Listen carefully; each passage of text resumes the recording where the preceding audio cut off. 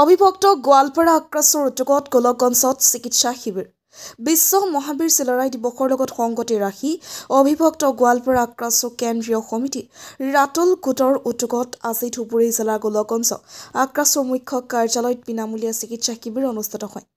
Gauripur চহৰস্থিত popular চিকিৎসালয়ৰ সহযোগত আৰু অবিভক্ত গোৱালপাৰা আক্ৰাছ কেন্দ্ৰীয় সমিতি ৰাতুল গোট উদ্যোগত আজি ধুবুৰী জিলা গোলকগঞ্জ আক্ৰাছৰ মুখ্য কাৰ্যালয়ত বিনামূলীয়া চিকিৎসা শিবিৰ অনুষ্ঠিত হয়। অবিভক্ত গোৱালপাৰা আক্ৰাছ কেন্দ্ৰীয় সভাপতি ৰাতুল ৰায়ৰ মন্তব্য কৰিছে বিশেষজ্ঞ মেডিচিন চিকিৎসক দক্ষিণ ভাৰতৰ পাটনাৰ পৰা অহা অস্থিৰোগ বিশেষজ্ঞ চিকিৎসক আহি অতি যত্ন সহকাৰে চিকিৎসা প্ৰদান কৰা পৰিলক্ষিত হৈছে। সমান্তৰালকৈ ধুবুৰী জিলাৰ গোলকগঞ্জ আটাইতকৈ পিছপৰা অঞ্চল যিহেতু গতিকে অত্ৰ অঞ্চলৰ ৰাইজে উক্ত বিনামূলীয়া চিকিৎসা শিবিৰৰ জৰিয়তে বহুতো দুখীয়া মানুহ উপকৃত হোৱা পৰিলক্ষিত হ'ব। অবিভক্ত গোৱালপাৰা আক্ৰাছৰ আজি পদক্ষেপক ৰাইজে প্ৰশংসা কৰে। বিশ্ব মহাবীৰ চিলাৰায় ত্যাগ আৰু আদৰ্শৰ প্ৰতি সন্মান জনাই অনুষ্ঠিত উক্ত বিনামূলীয়া চিকিৎসা শিবিৰত প্ৰায় শতাধিক মানুহৰ চিকিৎসা সেৱা আগবঢ়ায়। গোলকগঞ্জৰ পৰা তপনৰা report, north east frontier news.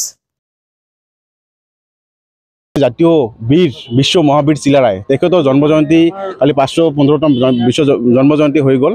তেখেতৰ ওপৰত শ্ৰদ্ধা জনাই সেই উপলক্ষে আমি ইয়াতে আজিৰ দিন যোৱা কাৰ্যসূচীৰে আমি স্বাস্থ্য শিবিৰ চলাই আছোঁ বা সেই বিনামূলীয়া স্বাস্থ্য শিবিৰ যি চলি আছে সেই আমাৰ গৌৰীপুৰ অৱস্থিত পপুলাৰ হস্পিটেল সহযোগ কৰিছে আৰু আমি আনবিৰাট গোৱালপাৰা আক্ৰাছৰ উদ্যোগত দিন যোৱা কাৰ্যসূচীৰে আমি বিনামূলীয়া স্বাস্থ্য কেন্দ্ৰ চলাই আছিলোঁ আৰু ইয়াৰ দ্বাৰা আমাৰ এত্ৰ অঞ্চলৰ যি মানুহ আছে বা আমাৰ জনগোষ্ঠীৰ লগতে ভিন ভিন জনগোষ্ঠী বসবাস কৰি আছে ইয়াৰ দ্বাৰা উপকৃত হ'ব বুলি আমি আশাবাদী।